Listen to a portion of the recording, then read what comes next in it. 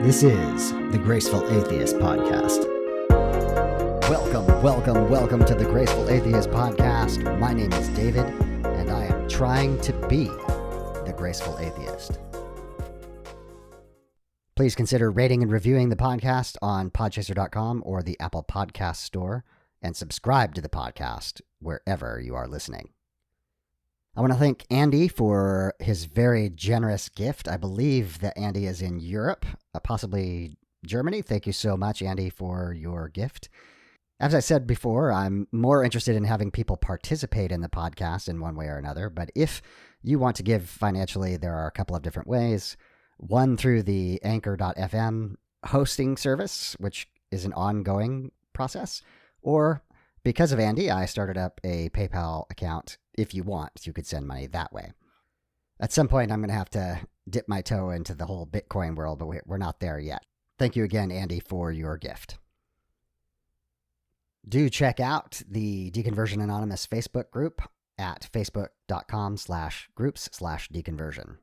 Special thanks to Arlene and the crew of moderators that are doing great work there. Special thanks to Mike T for editing today's episode. On to today's show. My guest today is Phil Q. I'm not even going to attempt to pronounce his last name. I only got to hear it out loud once, and I would just mangle it. Phil grew up as a PK and moved around a number of times. Phil's church history includes the Independent Fundamentalist Baptists, time attempting to implement an emergent church, what he calls a faith community that met in the basement of a bar, as well as being a worship leader in a number of those settings. Phil began to be disenchanted with ministry as he saw how the sausage is made, and the 2016 election began a downward slide into doubt, culminating in the January 6th insurrection, where he realized he no longer could believe in God any longer. Phil has a blog called philqmusings.wordpress.com. There will be links in the show notes. Please check it out. He documents his deconversion process there. Here is Phil Q to tell his story.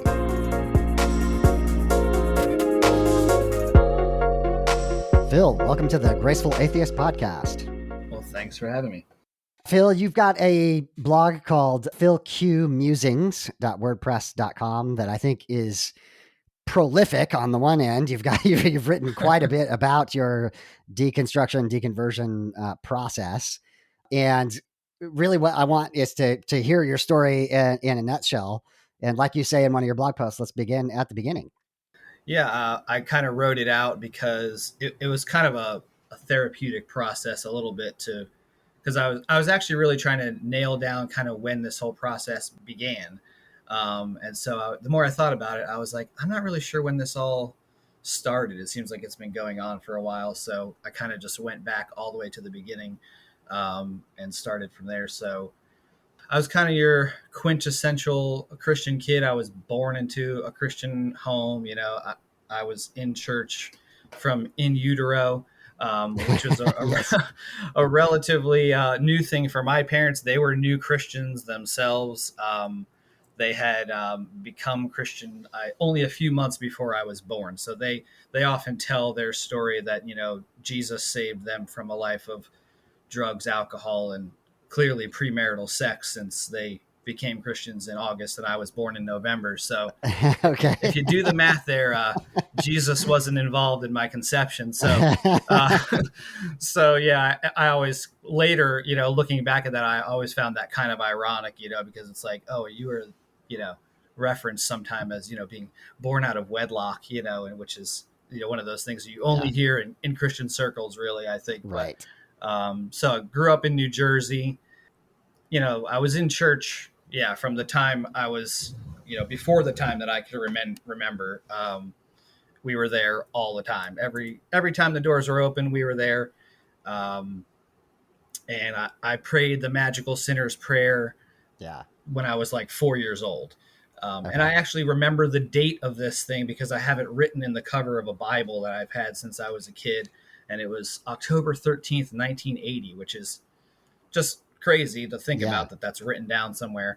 And I do remember kind of the circumstances where my parents were Jerry Falwell fans. So if you're familiar Okay. with anything evangelical, you know who he is. So um, they had him on TV, and I had gone to bed after seeing this, church service that was being broadcast, and came out of my bedroom and told my parents I didn't want to go to hell. And so, of course, the evangelical parents that they were overjoyed. And I remember kneeling next to a plaid type couch, and praying the sinner's prayer, Yeah. Yeah. and so obviously at that age, I didn't really know what I was doing. I was certainly terrified of the concept of hell, which was kind of an ongoing theme of my childhood. You kind of live in fear. And I think that the hell fear kind of went away, but not really, because I was always concerned about the rapture and being left behind. And, Yeah.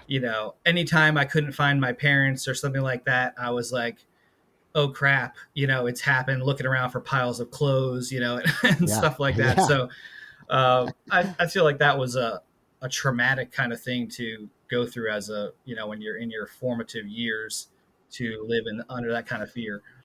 I've really learned through this process of interviewing people of just how devastating that is when you tell a child about the concept of rapture or the concept of hell. They take it more seriously, the child does, than the people who are telling them it, and it For has sure. lasting impact.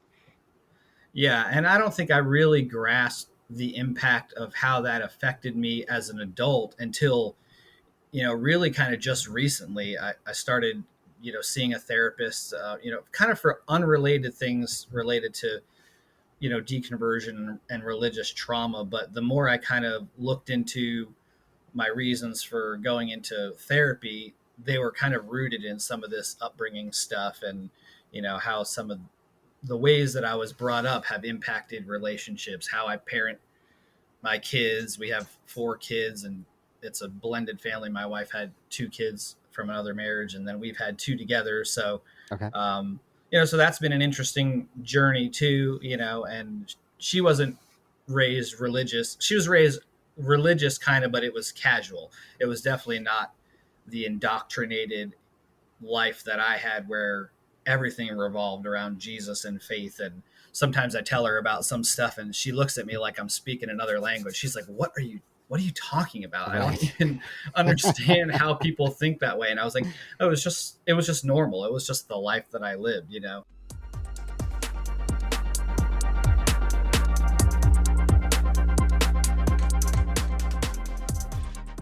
So at that young age of, becoming a Christian and getting saved, as the terminology says, not too long after that, my dad had accepted the call, as they say, to become a pastor.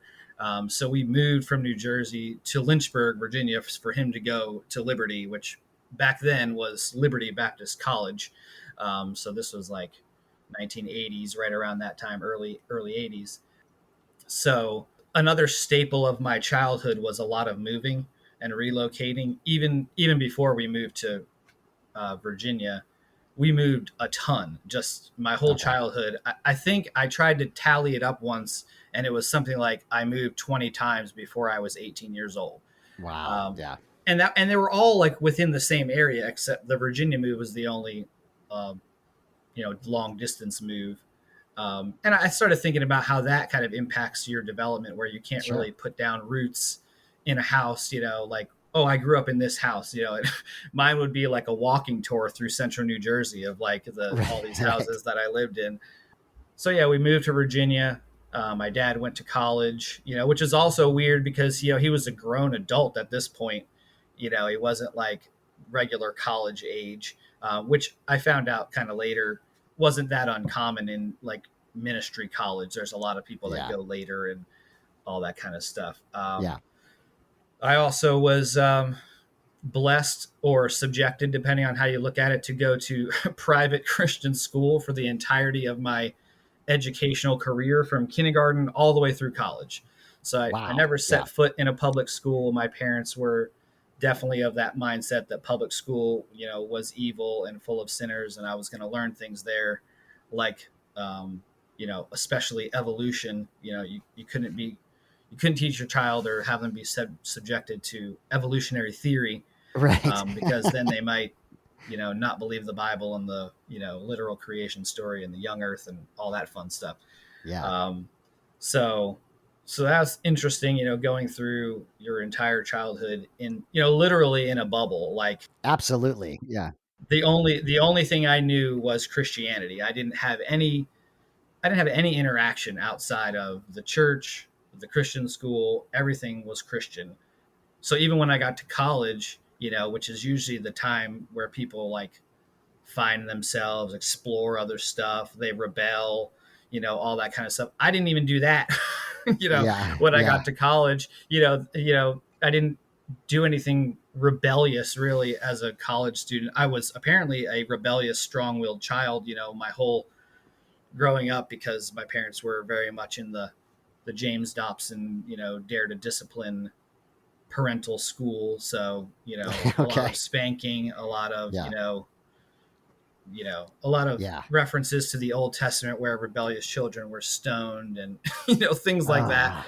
Yeah. which is, when I look back out now, it's like, how did I just take that and be like, oh yeah, that's normal. Let me straighten up so I don't get taken out to the city gates and stoned, which Yeah. obviously is not something that's going to happen in central New Jersey. But, you don't know that when you're 5 and 6 years old and Yeah. You're a being child. subjected That's to, it's not your fault that you. spankings. Right. Yeah. Yeah. So that's also something, as a parent now, it's like, well, how do you parent without fear? And so that's been something that has been, it's been a really hard thing to learn, like, well, how do you enforce rules and regulations and boundaries from the standpoint of like, that you're not threatening with physical harm, which Right.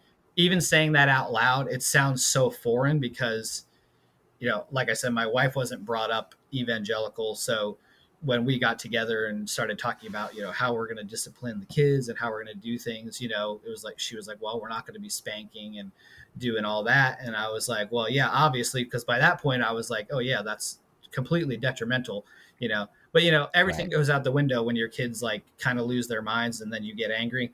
And so then like, especially when I get upset at the kids, it's like, man, all that indoctrinated programming kind of floods right back, and I have to really reel it in, Yeah. to say, hey, this is not how, respectful human beings interact with their children, and Yeah. they're not just subjects. Yeah. And you can see why. I want to be clear here. I'm not excusing abuse, but you can see why a parent in desperation, parenting is hard. Children are difficult. You would reach for that lever, right? This very manipulative, emotionally manipulative lever, and it can work. Oh, we're just absolutely. we're just now beginning to see the fallout from that as adults like yourself come forward and say, "Wow, this was devastating."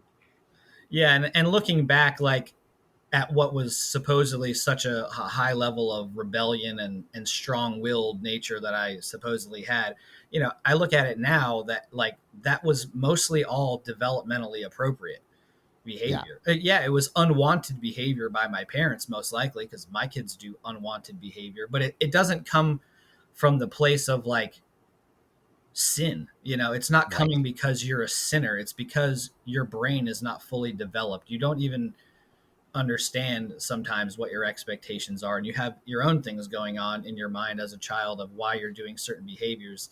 And that's been an interesting thing to learn, because especially early on in my relationship with my wife, it was like, no, he knows what he's doing that on purpose, like. Yeah. And she was like, no, he's really not doing it on purpose, and I'm like, really? Like, that's like it was such a foreign concept to me. So yeah, I'm jumping around here, but so we lived in Lynchburg, Virginia for 4 or 5 years or so. My dad graduated. We moved back to New Jersey for my dad to start a church.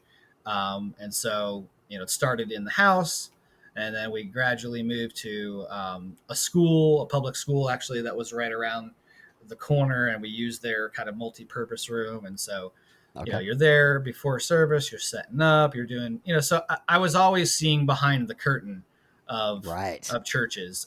So that was interesting, and I wouldn't say that was necessarily a bad experience.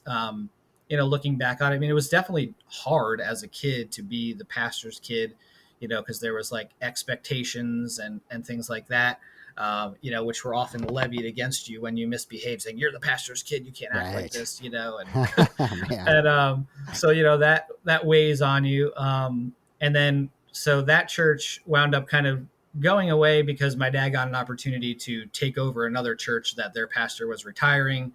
We were going to move to another place in New Jersey. They had a church building, and we were going to live in the parsonage, in the church housing. And so, this all sounded, wonderful and great. And for the most part, what I remember of it, it was decent. We had our own house. We live right next door to the church. We can go ride bikes around the church parking lot, and all this fun stuff that me and at that point I had one sister who was 4 years younger than me. We did, and again, all very normal as for me.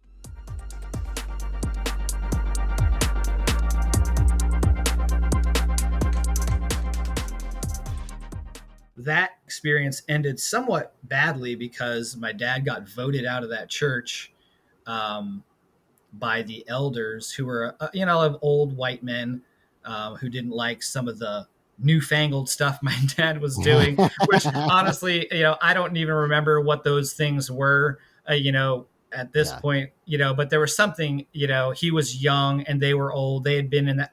The one person I distinctly remember was this old deaf guy who liked to yell at my dad in board meetings. And this was the first time I think I really saw Christian people be ugly. And I was like, what's going on here? Like, and honestly, I don't remember how old I was when that happened. I want to say it was like 10 or 11, somewhere around there. And I actually made a life timeline, because I've noticed as I try to unpack a lot of my spiritual journey, I can't remember timelines and specific, and some of that I think is I'm 44 years old now, so maybe you don't remember all that stuff from when you were 8, but then some of it I feel like is a trauma response of maybe some of this stuff is buried because it was painful and you didn't realize it at the time. So that happened, and I remember taking this very personally as a kid, and especially being a preacher's kid who's been buried in the Bible from from the time you could read. I was in the Bible. So I knew the Bible better than probably most adults, by 10 or 11 years old. And I remember when we moved out of the parsonage, I had this upstairs attic room, which was awesome because I had the whole attic to myself and it was super cool. But I remember writing on the mirror with a Sharpie, "Touch not the Lord's anointed," on the mirror, because I was so pissed off at these elders and what they were doing to my dad and our family and, all this kind of stuff. So, and that is some verse somewhere in Isaiah or something about, prophets being protected by God and all this kind of stuff. Right. And honestly, the whole, being a PK thing it always felt like such hard work for our family. It was never easy. I bet. Yeah. You pray all the time for your church to grow and all this kind of stuff. And it never did. None of the churches my dad ever pastored were, they never blew up into anything massive, and so that was discouraging, I think, for, obviously for him, because eventually he kind of just was like, okay, I'm done with this. We tried to restart the other church. He went to be an assistant pastor at some churches and, so, he's not pastoring anymore. He's kind of just a lay person helping out in a church now. And I don't think he would ever go back to being a pastor. I don't know. It's exhausting. Yeah, all this stuff happened. And, I never really looked at it as being a product of the system or that it wasn't real or whatever. I just blamed it all on, well, people were sinful and, all these people needed Jesus. And that's why, it wasn't us. It wasn't God. It was right. It was the other, you're very much in that us versus them mentality. I think you've really touched on something I think that's important is it's even amongst other Christians. It's the board members and they aren't following God the way your family is. And there's always, you can never question that God is okay and good and doing the right things because it has to be the people. The people are the ones who are sinful, and so there's plenty of people to blame. Is the point I'm trying to make, and there's always a scapegoat. Oh, absolutely. Yeah, it would have never crossed my mind that it was God's fault. It's just like something that would never enter my mindset. It was just not there at all.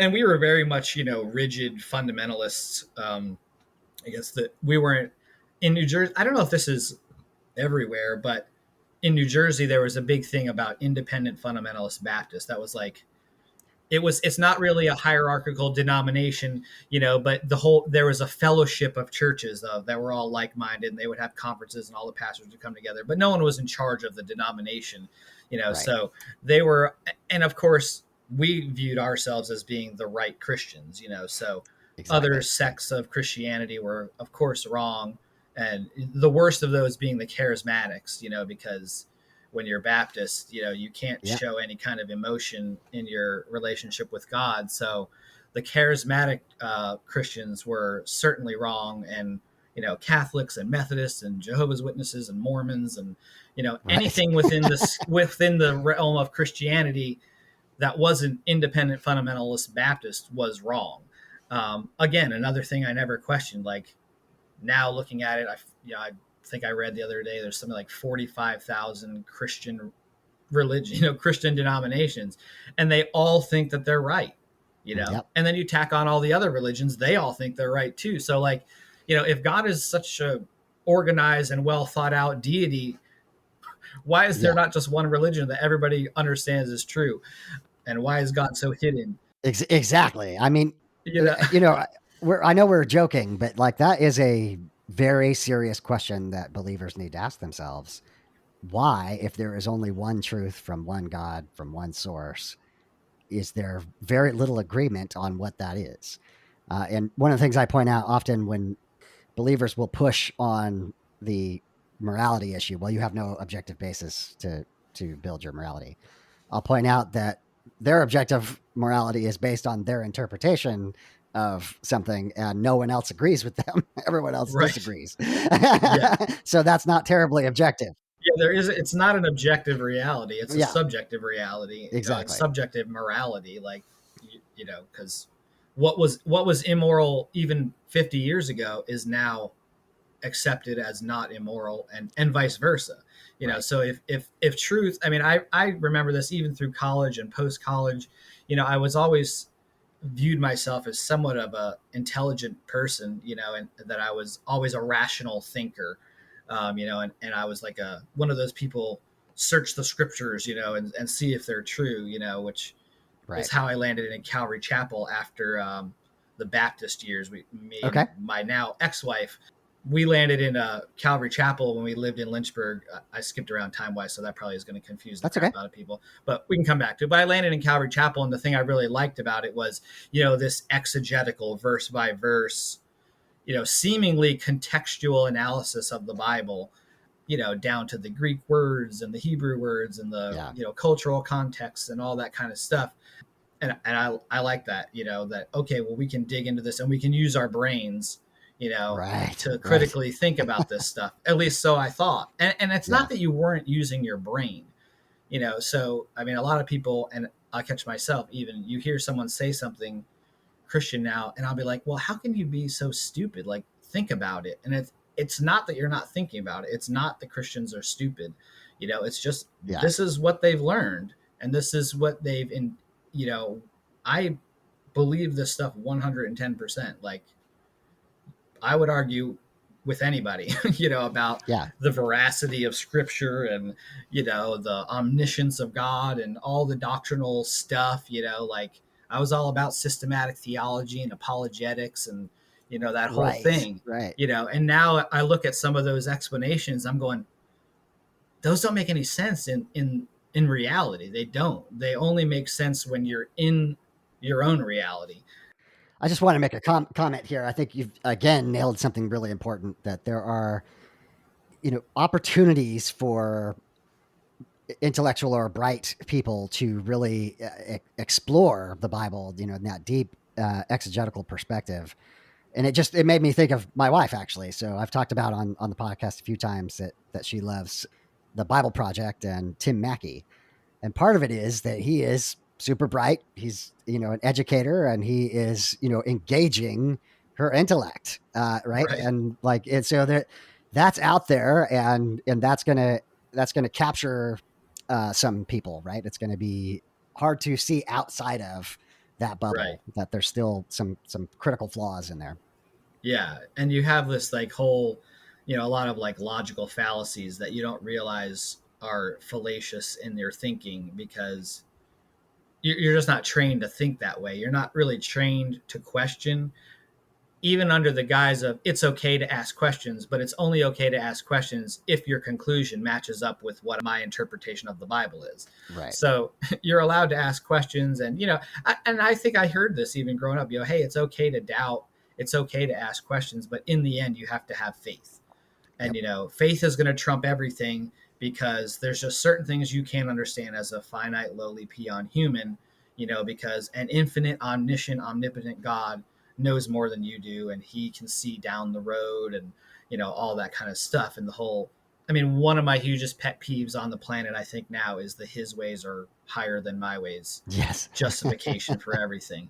It drives me bonkers. Like, I don't know, the level of language we can drop on this Yeah. Well, podcast, you but can express yourself. That's fine. like bad shit happens, and we're just going to accept it that, oh, well, God had a plan. God had a reason for this child to die of cancer or, this whole race of people to be wiped out. And God had a plan, and, his ways are higher than ours. Well, that doesn't make sense. It doesn't line up with the idea that if God is, and this was really, I think, something that when I really got to the point of like leaving Christianity and not believing in God, it was the idea that there's no way that God can be omnipotent, omniscient, and omnibenevolent or all loving at the same time, because Right. you can't put all those things together, because if God knew what was going to happen, man was going to sin, and he let it happen. So he was either powerless to stop it, which means he wouldn't be omnipotent, all powerful, or he didn't know about it, so he's not omniscient, or he didn't give a shit, which means he's not all loving. Yes. So you can only be one of those things. And Yes. if you're a God that exists and is all those things, you can't be all three. And that was really kind of a knockdown point for me. I was like, oh crap, I had never thought about that. I don't know where I even came across it. Probably just, I heard it in a podcast or something I was reading. And I was like, oh man, like that's crazy.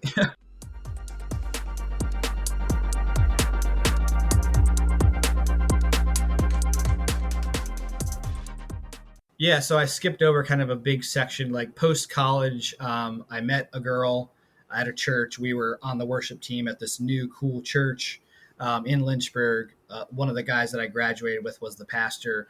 We met there. We got married. We had done the whole, purity thing, waiting for, marriage for sex and all that kind of stuff. And we went on basically a 10-year journey of, worship leading all over Virginia. We wound up moving to the Shenandoah Valley for her to go to school to get her master's degree in music performance. As soon as we got there, we got jobs as worship leaders, and she was actually the primary worship leader, and I was in the band. And a spinoff of that church, which was a Baptist church. But towards the end of that time at that church, the pastor of that church went on like a sabbatical over the summer with his wife to go explore other things that were happening within Christianity. And this was about the time that like the whole emergent church thing was popping up. So he had gone out west, traipsed around to a bunch of, these emergent worship gatherings, kind of learned about it, came back to our church and he called all the like worship leaders and like people that were kind of in leadership together. And he said, hey, we found this thing. We're going to do this here. And I was like, well, what are we talking? And I had kind of heard about some of this stuff, this emergent thing. I had read, some books by Brian McLaren and Dan Kimball about the emergent church. And so that kind of started the process of saying, hey, there's something missing in my faith experience that that I need. I need this like connection. It was something about I need connection with people beyond evangelism, because when you grow up Baptist, it's all about evangelism. So this emergent thing started to resonate with me, and I was like, oh, this, and from what I had read in the books, this was like a natural, organic movement that happened in these communities. They weren't looking to start an emergent church or a new program. It was something that was happening naturally that people wanted from their faith walk. Right. So I was like, so he comes back with this, and I was like, oh man, I know all about this. This is so cool, blah, blah, blah. And at the same time, I also was thinking, well, how are we going to do this? Because it's not a program. You don't get like your emergent church kit from dankimball.com where he says, here's how to start an emergent worship gathering, So I was excited, but then also like a little frustrated by the idea of it, So, and then the more frustrating thing was like, hey, we're starting this in the fall, which was like 2 or 3 weeks away. And I was like, wait, what? So then he asked me to be the worship leader of this thing. My wife had at that time, my wife didn't want to lead worship anymore. She was kind of more going towards the classical opera thing, and she didn't want to lead worship anymore. Okay. I still kind of always wanted to be the frontman worship leader person. It's something that I always wanted to do. I had marginal musical abilities. I've been singing in the church since I was a kid. I played a bunch of instruments, yada, yada. So I was like, oh, this is my big opportunity to really yes. Go full Hillsong here, So, because that was very big at the time too.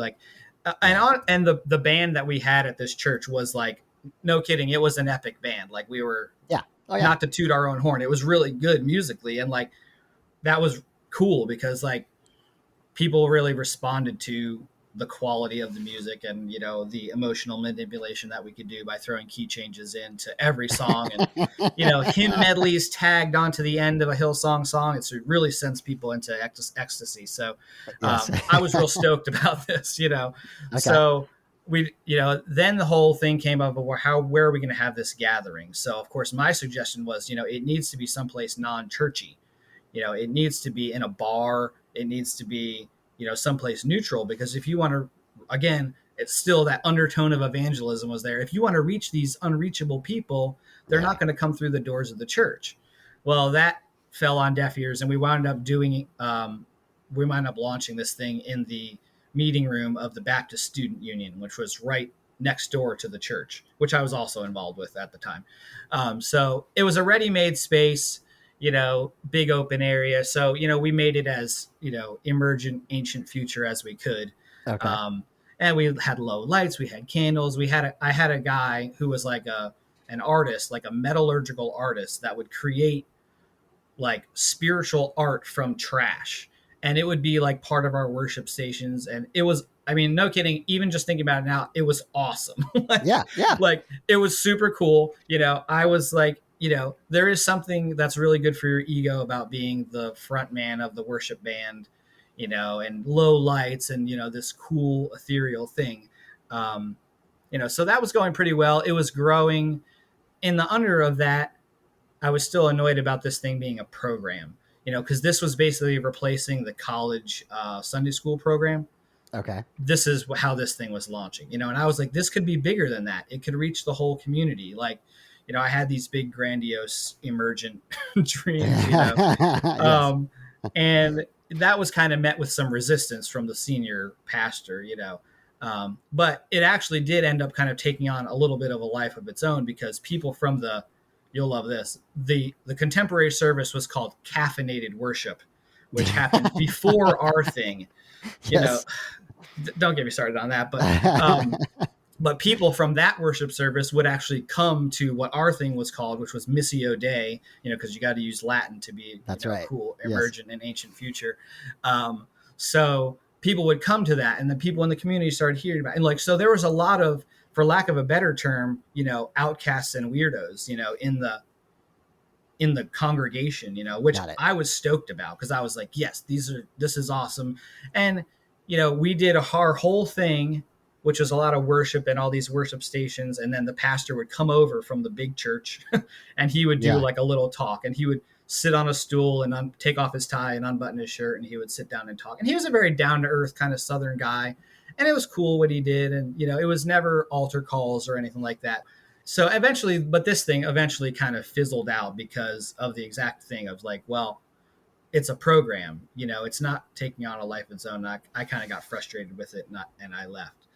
But that was kind of the beginning of the process where I started questioning, how much of Christianity is just marketing, because I was really frustrated with the idea of Christian marketing. Like, not too long before this, the church had done the purpose-driven life thing, and like they had just spent like $25,000 like upgrading the children's wing, and for some program, and I started thinking, well, this is all helping people who are already in the doors, like our church was right above downtown Harrisonburg, which is a small college town.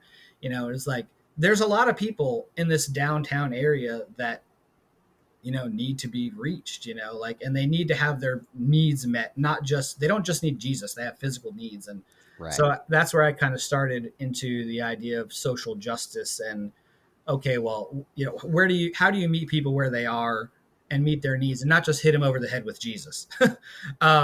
And I had read I think Shane Claiborne's book was like a big wake up thing. If you ever read Irresistible Revolution. So he wrote a book called Irresistible Revolution and talked about how they started their thing in Philadelphia as a homeless shelter in a bombed out old Catholic church. And, they're like, this is what church should be, like a homeless shelter. And I was like, yeah, that is what it should be.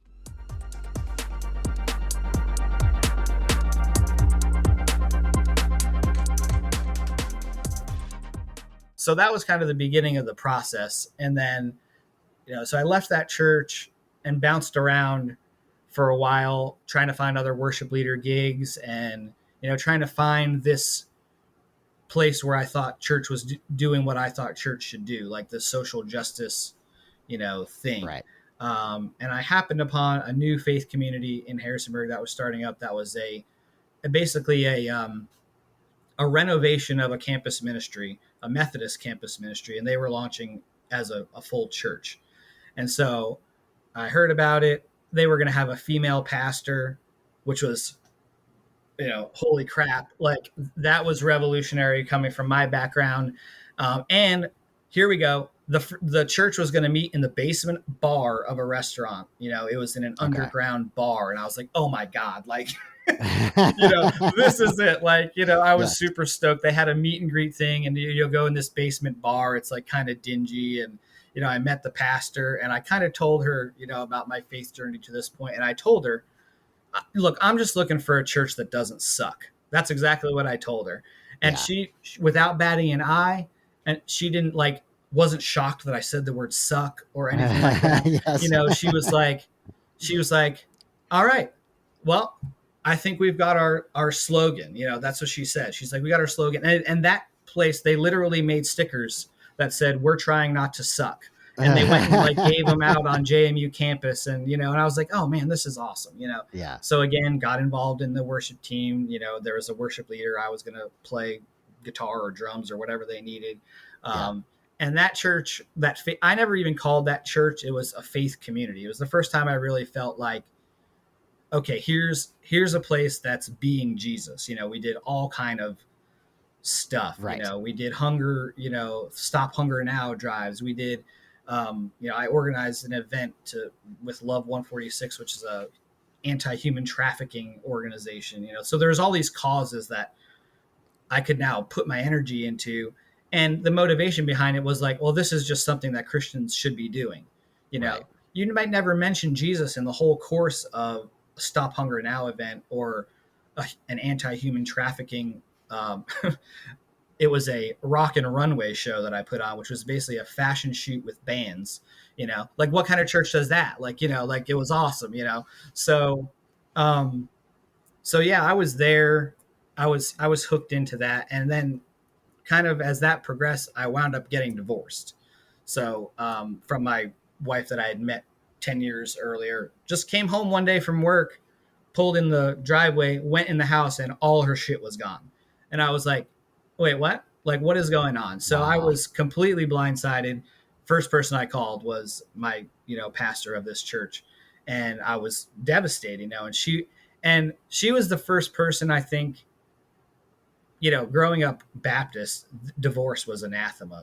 Like Jerry Right. Falwell used to joke from the pulpit, "Oh, I would never divorce my wife. Murder maybe, but never divorce." Like that was Wow. that's the mentality that I grew up with divorce. So like I found myself now looking divorce straight in the face, and I was like, "Well, what the hell am I supposed to do with this? Like, I Yeah. don't know where, what am I going to do?" Um, and that faith community, they sat with me in it, and they said, "Look, this sucks. I don't know why this is happening." They didn't give me the platitudes and the, oh, everything happens for, it was the first time I had never, they just sat with me in the suck, and Yeah. so that was very helpful. It didn't make it any easier. We tried to work it out and all that kind of stuff, and then eventually wind up getting divorced and moving on from there, and which honestly, looking back, it was something that needed to happen in my life to get me what I really had always wanted out of my life, which was, a family and all. My previous wife didn't want to have a family. She didn't want to have kids. She wasn't wired that way. Yeah. And we knew this from the beginning. I knew it from the beginning, and I just kind of assumed it was going to change at some point, which was foolish on my part. Also because in Christianity, if you're not having kids, and you're doing it Right. wrong. So I assume that, of course, at some point we're going to have kids and all that kind of stuff. And, that was not going to happen.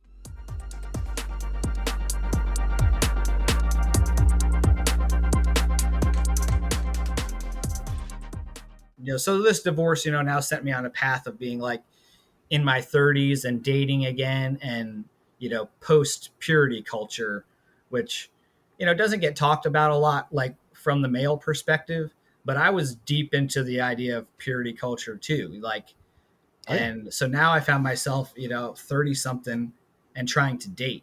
So then I'm like, well, what am I going to do? Where am I going to meet somebody? I'm not going to do it in a bar or church or, so I'm online doing that thing.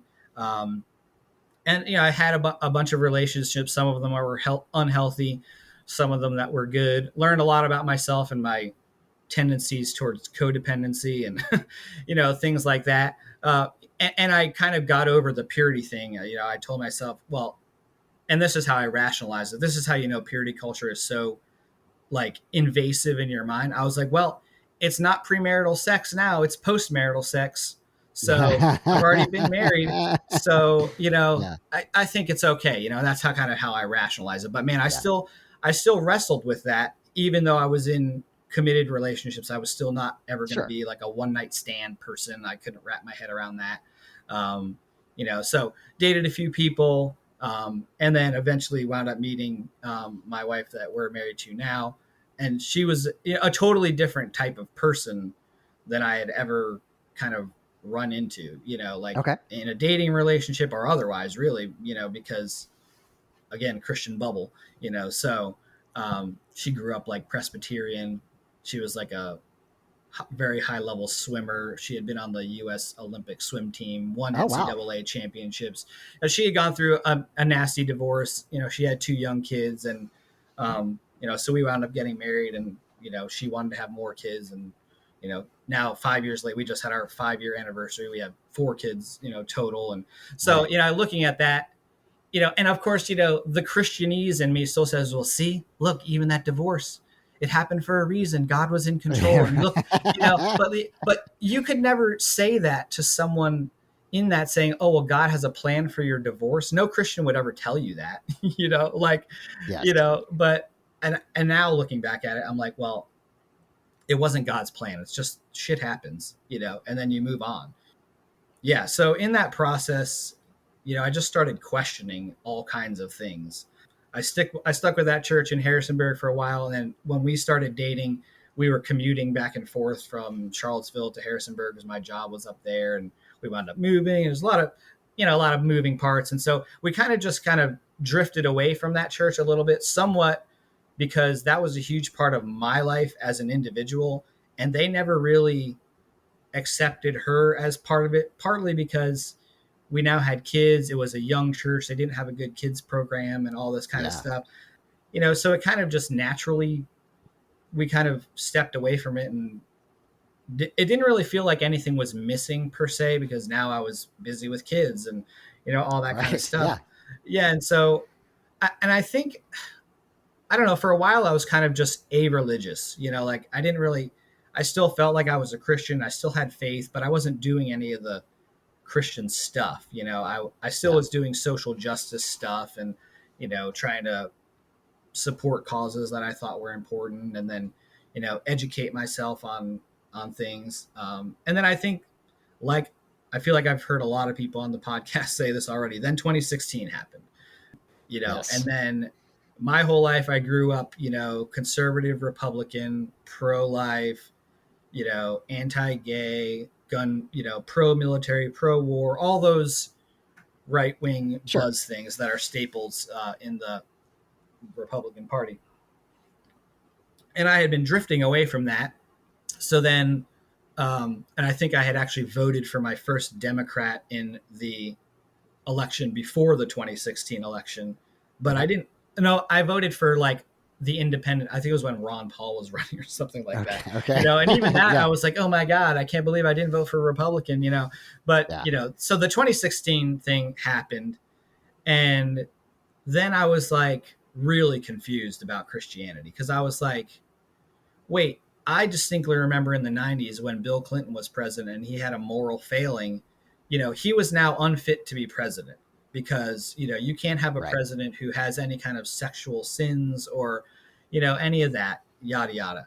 And so I was like, wait, how are we going to get behind this guy? Like this. And I had actually followed Trump pre-political career. Like, I loved The Apprentice.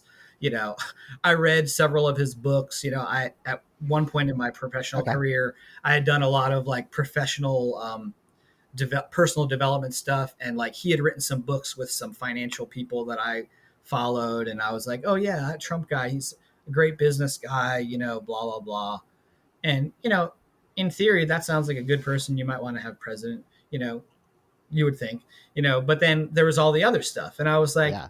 wait, I don't understand how this is even happening in the country. I was so kind of disconnected from the division, that was brewing, underneath the surface. And then the real kicker was like, well, how come all the Christians are behind this guy?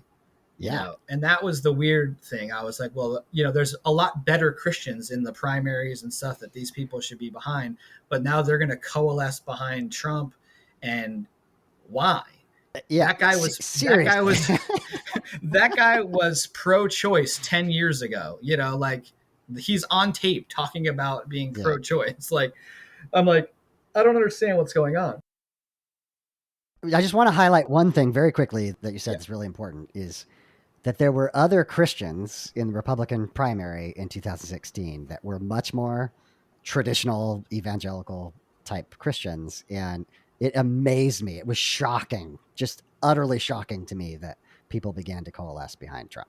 Yeah, I'm actually reading Jesus and John Wayne right now, and the author goes into why that was, and like, without knowing all these underpinnings of the, how that whole movement came to be, it looks so foreign. She kind of explains, saying, "Oh, this is exactly why this happened, because they wanted a hyper masculine, Right. John Wayne in the White House." It's basically what they wanted, And I was like, okay, well, it's still ridiculous, but okay, I can understand it, Yes. from that standpoint. So yeah, throughout the whole Trump years, there was like this fracturing. The more I dug into the Christian nationalist thing, and then looking at my own like faith walk, and the idea of like, you don't need God to be a good person. So Right. I was discovering that, and then a friend of mine, actually Jenna, who you had on the show a few weeks Oh, ago, yeah. she told me about the Born Again podcast, which Uh-huh. was probably the real kickoff to like the full deconstruction, because that couple really broke down literally everything that I was thinking. Like, Yeah. I could have recorded those episodes with them, but they had crystallized it down to like, hey, this is why this is happening, and here's why it's ridiculous. And I'm like, oh yeah, you're right. I mean, every Yeah. episode, it was like, oh yeah, you're right. Oh yeah, that makes no sense.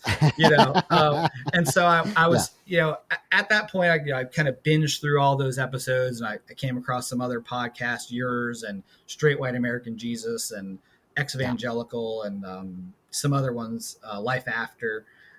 And I started to say, you know what, this is who I need to be. I don't need Christianity. I wasn't to the point yet that I would have considered myself an atheist, because that still felt like a bad word. Sure. Of course, now having researched kind of what atheism is, I realize it's not anything like what Christianity says atheism is. Yeah. Like, it's not anything like that, And so the more I kind of watched videos and listened to podcasts and educated myself, and then compared it against my Bible knowledge, like I Right. just started digging into the Bible and saying, okay, well, this person says that this is contradictory. Let me go and see if it's contradictory.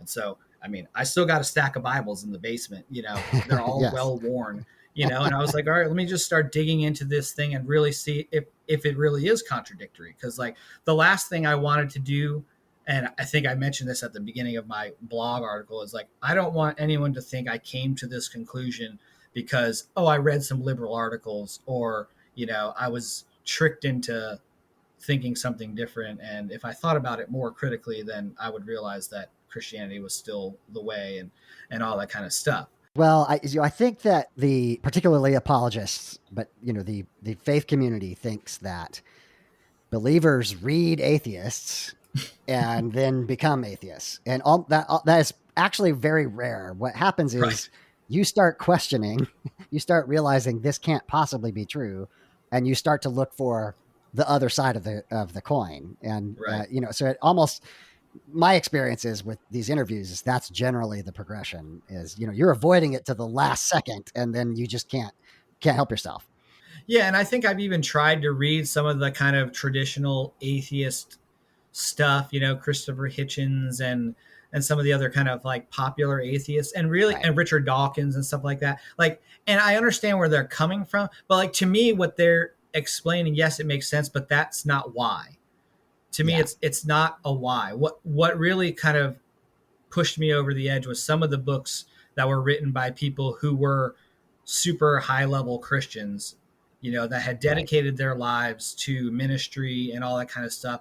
And then it all fell apart. And Right. their process very much mirrored my process. Dan Barker is one of them. I read his Yeah. book, Godless, and I was like, oh my God, like this is exactly what happened to me. Not the same way, because he's a different kind of Sure. ministry Yeah. person, Yeah. Yeah.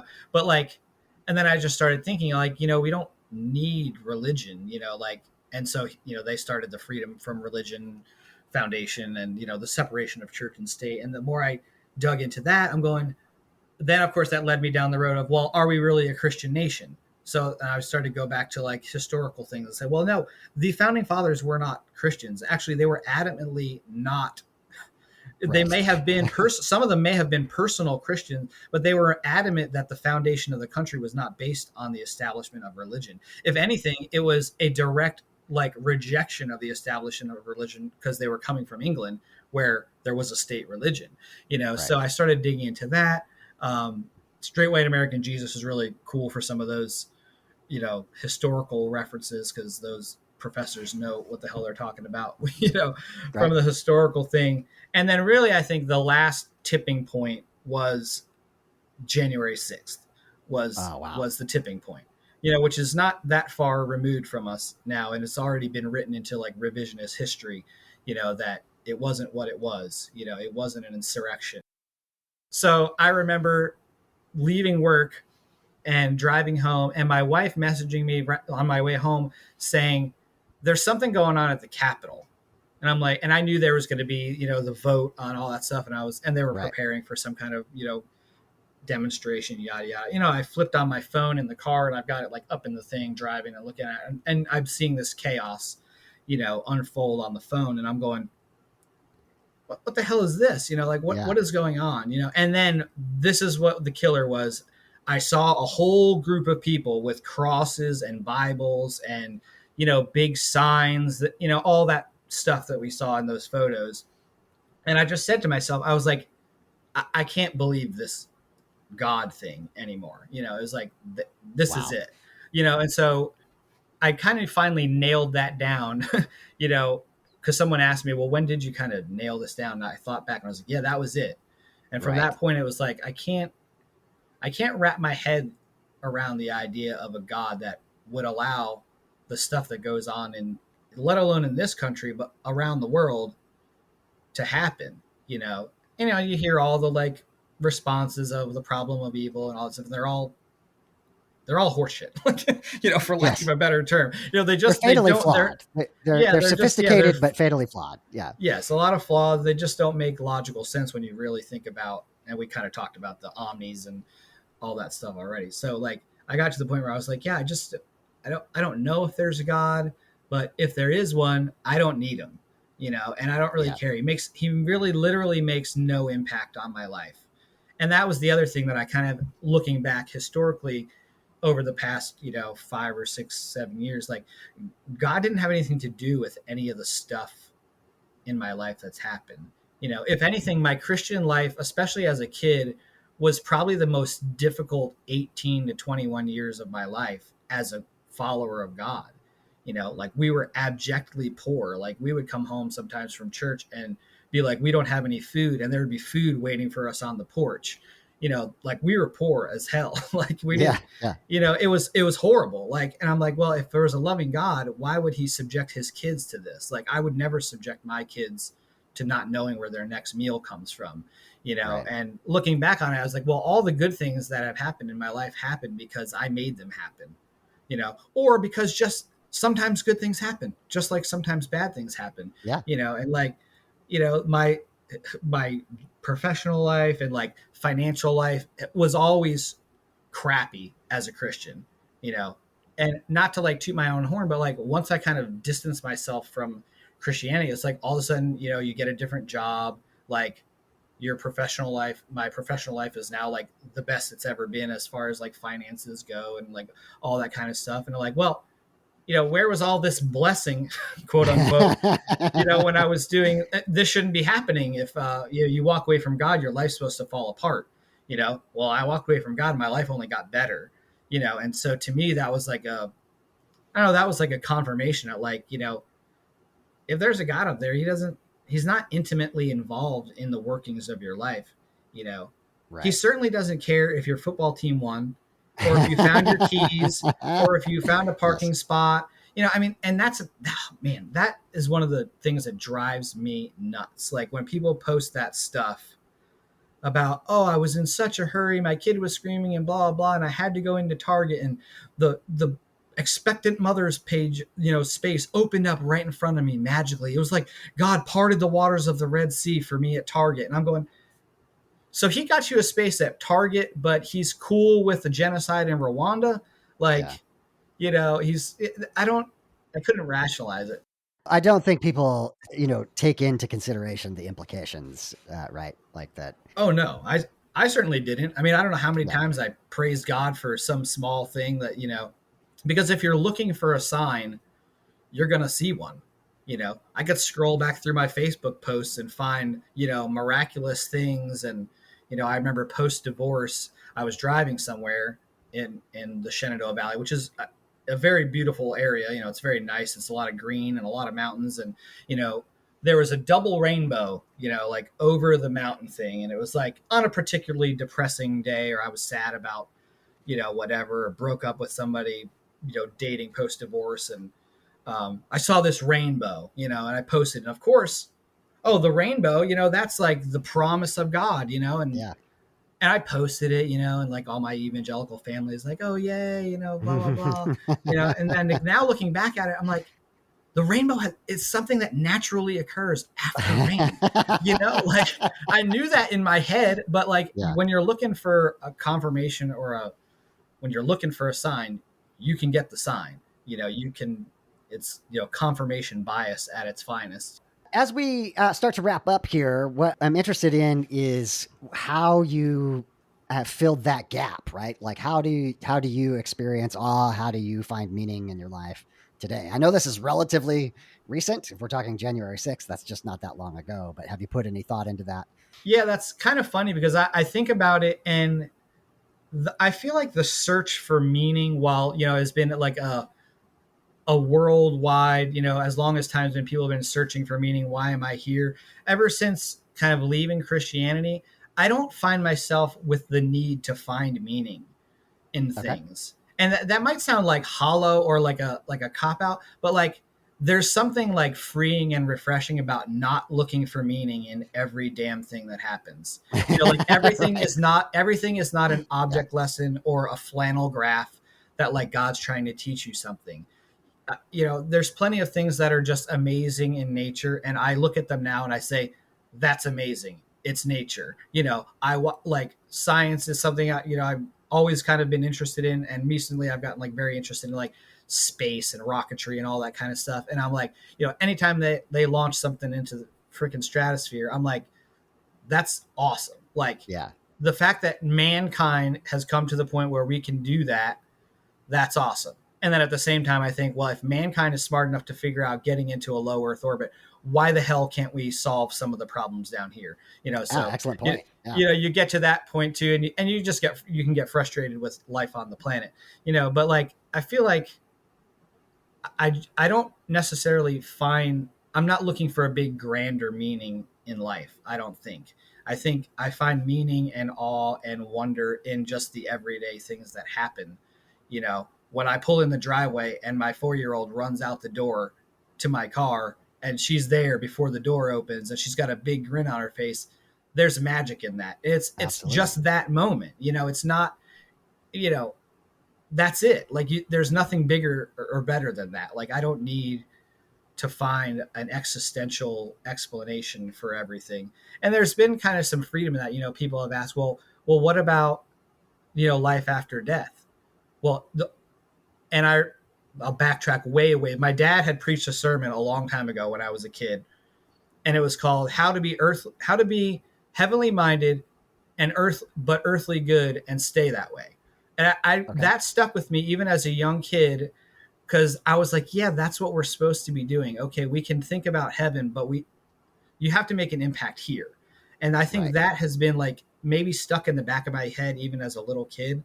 Um, because to me, it's not about heaven and the afterlife if that exists, because none of that matters if your life here sucks.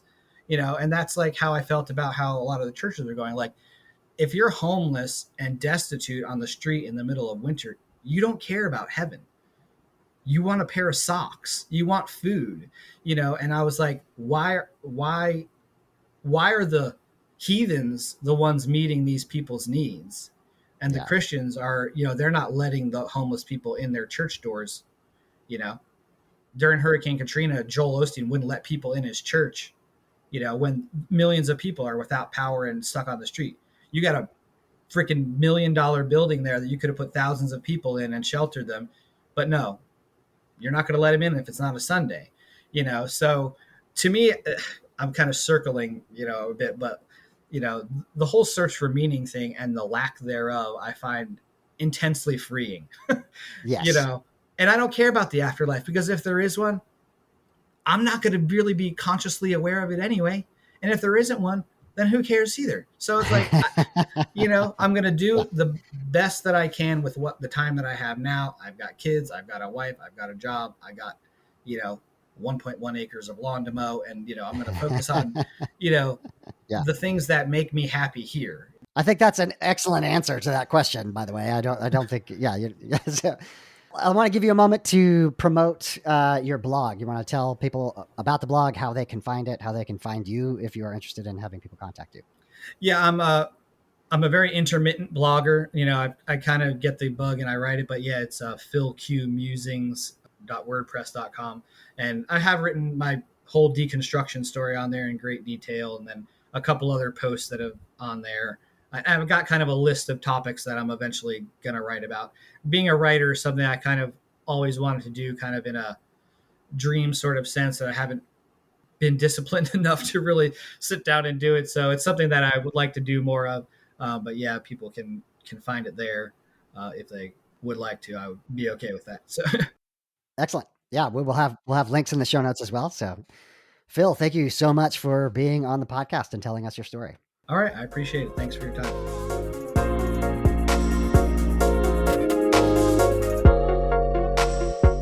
Final thoughts on the episode.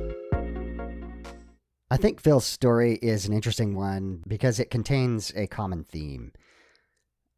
Growing up, very, very dedicated, in his case being a pastor's son, he actually experienced the negative side of that very early and seeing the board push his dad out. Phil grew up in the bubble, having never set foot in a public school, as he mentioned. And so the shock of coming out into the real world was, I think, devastating for him. Searching then for the right kind of church. So going through various different flavors of Christianity, he explored the Emergent church.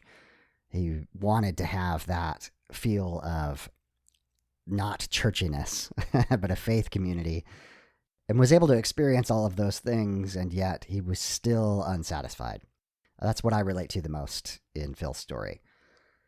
As we become disenchanted, we double down, we try to find the right church, the right kind of experience that will help us continue to believe. And yet, it isn't out there because it isn't fulfilling. A part of Phil's story that's really important is the recognition of what is in effect abuse, having been spanked, and more than that, the emotional trauma of the threat of hell and the threat of punishment for being an incorrigible child.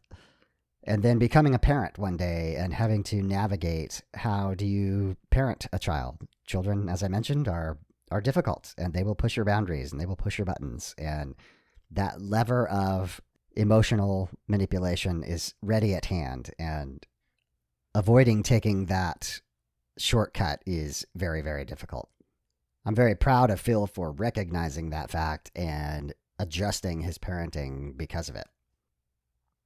In last week's episode, I apologized for all the politics of late. Again, it's difficult to escape the topic in that so many of you, the listeners, were affected by the evangelicals who you may have looked up to, who you respected, who you watched betray their stated values. In an attempt to take out the politics, I've said many times that had Trump been a Democrat, I would have been just as enraged.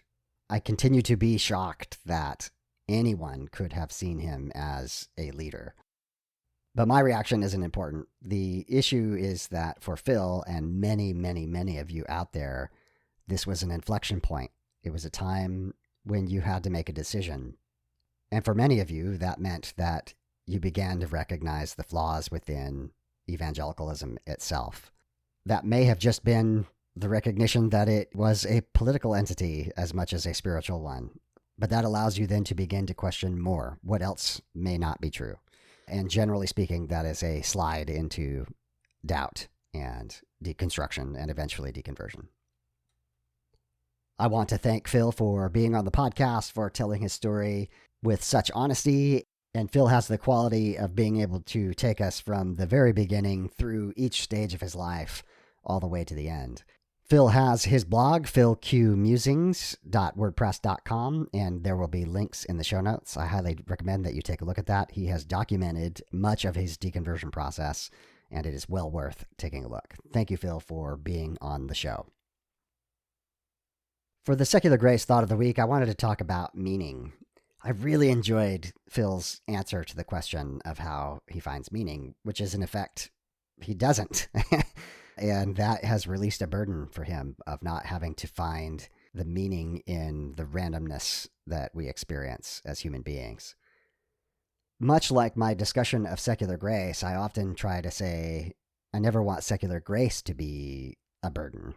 If you're in the middle of trauma, it's not your job to show grace.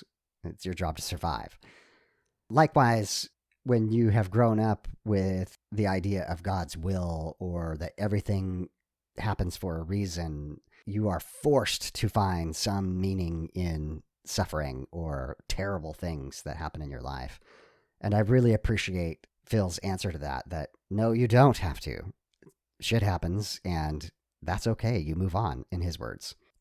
I want us to learn the lesson of being able to let go of the need to find a reason for the things that happen in our lives, that burden can be put down. Having said all that, of course, part of what the podcast is about is meaning, is, as in Anthony Pinn's words, the collective search for meaning. And the way that I want to distinguish it is not as a burden, but rather as an act of will, that we get to place meaning in our lives. We decide what is meaningful and what isn't. Suffering need not be meaningful. Suffering is suffering. We don't need to find a reason for that. But I do think it's important that we exert meaning on our lives, that we find what is meaningful for us. What is meaningful for you, not as a burden, but as an act of joy, as an act of will, as an act of creativity. And as Mark, a previous guest, said, making the world a better place. Until next time, my name is David, and I am trying to be the graceful atheist. Join me and be graceful human beings.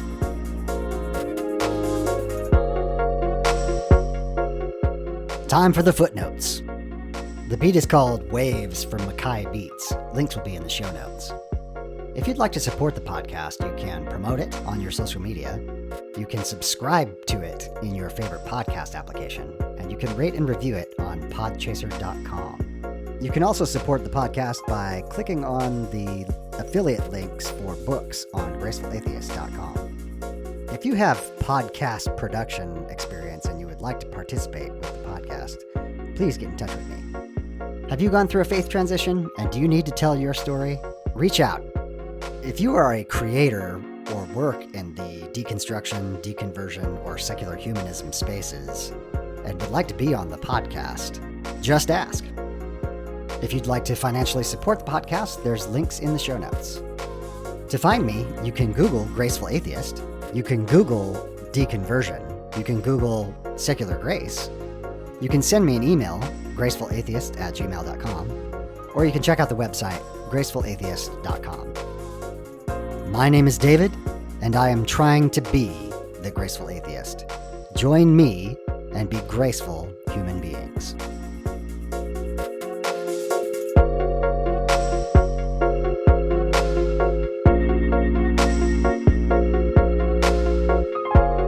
This has been the Graceful Atheist Podcast.